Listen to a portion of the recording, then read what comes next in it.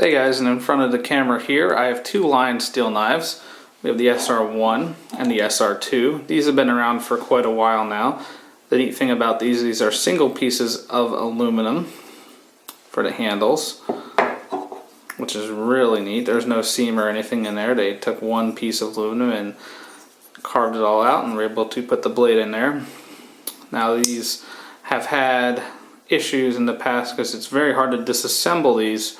It's very tight between the pivot and the scale, so it's very hard to get this knife apart or take the knife out. Because I mean, that's really the only thing you can do. You can't take apart the handle scales or anything. But because of those tolerances, it's been very difficult to take these apart. But these have been pretty popular, I think, in the knife community. It's because they are really neat in that sense.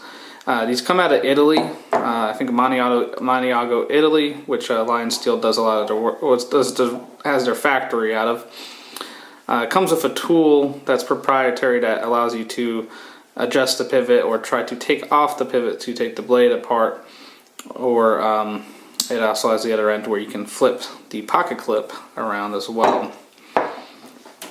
The Lionsteel SR1 comes in about, depending on the version, I think it's around $230-ish. So it's a little bit more expensive than the SR2, which is a smaller version, which comes in around about $180 or so. It depends on where you shop for these. Prices may vary, and you can sometimes find these on the secondary market. So these are really neat blades in the sense that, yeah, they're one single piece of aluminum, and they are very well constructed because they are out of Lionsteel's factory in Maniago, Italy, which does some good work. And they're not the lightest knives, and part of that is due to the fact that they have very big blades. Now the SR2, which is the smaller version, I think is a lot more pocket friendly. Not only is it smaller in size, but it's a lot easy. It's easy to get a full grip on and still feel like you have a good blade. And because it's lighter in hand, it just feels better in hand. I mean, the SR1 is nice and it is bigger, but it almost feels like it's too much. Maybe that's not for you, but I mean, there's still like extra space down here on the handle that it's not really needed.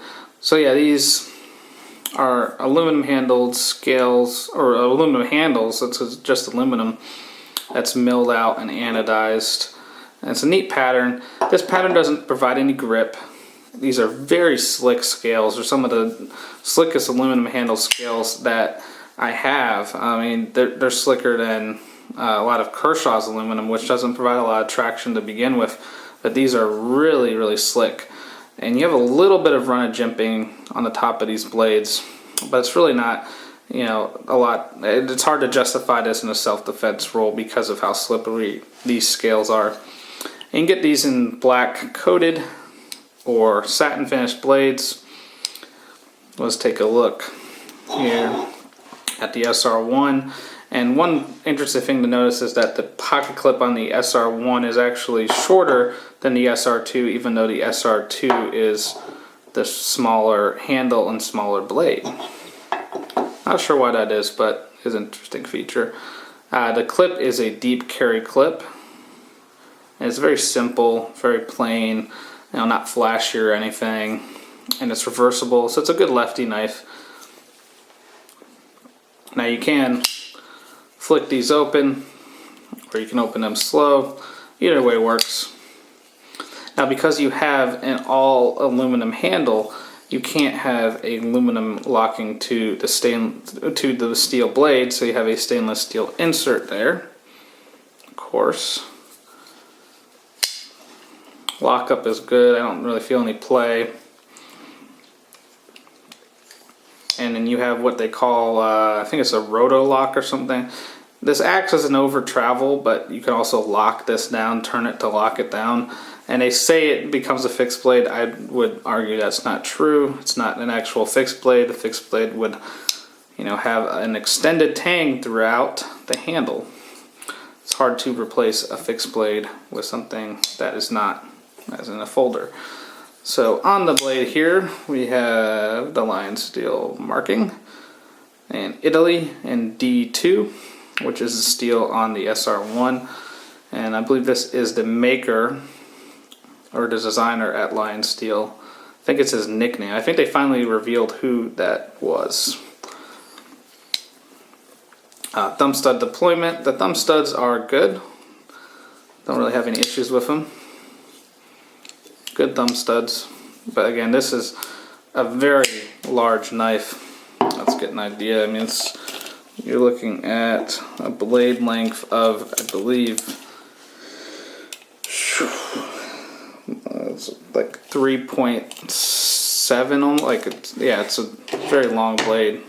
It's over 3.5 inches of cutting edge, which makes this a really big bulky blade. And you look at that drop point, very big broad blade, and it is flat ground.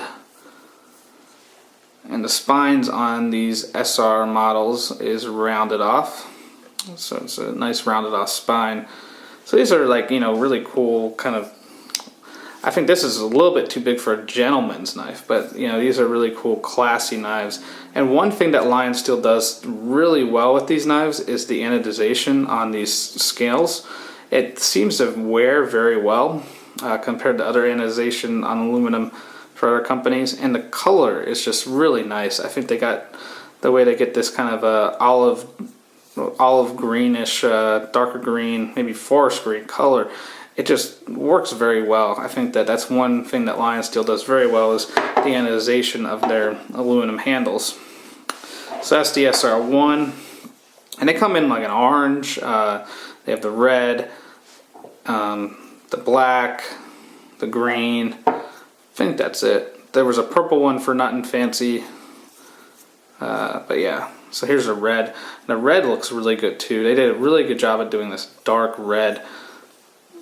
So I think that's one of these things that they accelerate at. Now the SR2, the smaller version, as we can see here, is not in D2. It's in Sleipner steel, which I believe is close to D2, except I think it's a bit of an improved D2 steel. And I think that the next run of SRs, which is the SR11, which got announced at SHOT Show 2017, is going to be in Sleipner steel as well. So again, same construction. The pocket clip is longer in this, but it's still the same kind of style. So it's kind of strange, why have a longer pocket clip on a smaller knife? But it is what it is. Both of these also have lanyard tubes. You can put some 550 cord through there. They're both reversible. Oh, and they both have that kind of glass breaker on the top there, which is satin in both versions, no matter if you get it black. Because if you get the black blade, you get the black pocket clip, but both of those glass breakers are satin. So you have a reversible pocket clip. This one you can also, well, this one doesn't want it. Yeah, if you get it right, you can flick it open as well.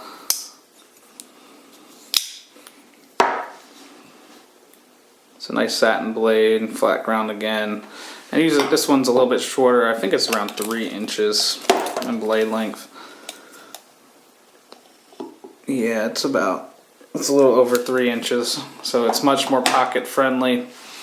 That's a little over 3 inches, so it probably will still not be good for all areas. So some legalities might not allow it. But overall, these are not the cheapest blades, but they also do feel like they have good quality to them.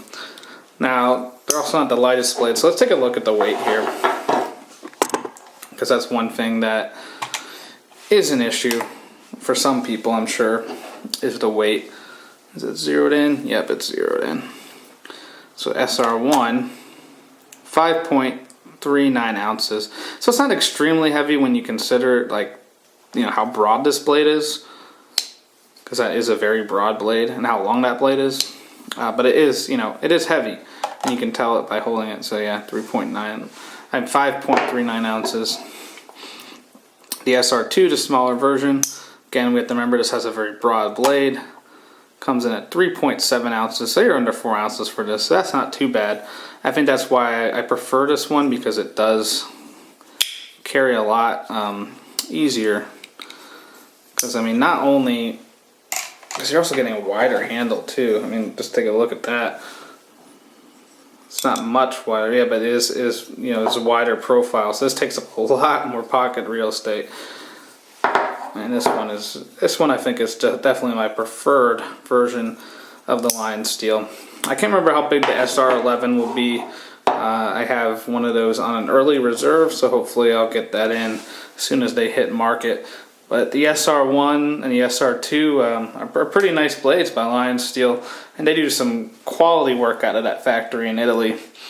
So yeah, that's just a video on these two knives, and if you like this video, feel free to like and comment, and subscribe to my channel for more videos. And thanks for watching.